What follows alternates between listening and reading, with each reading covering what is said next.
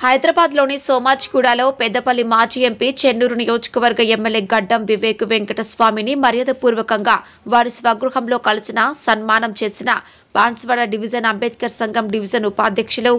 మన్నె చిన్న సాయిలు, కొత్తబాద్ మాజీ సర్పంచ్ బేగరి సాయిలు మరియు మాల మహానాడు నాయకులు. బాన్స్వాడ డివిజన్ మాల మహానాడు నాయకులను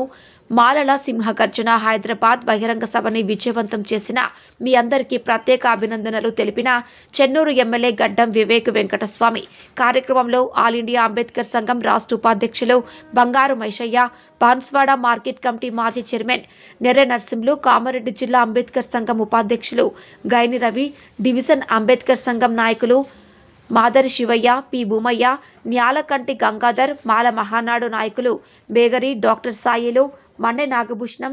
జగ్గా ఆనంద్ కుమార్, పోతురాజ్ సాయిలు తదితరులు పాల్గొన్నారు.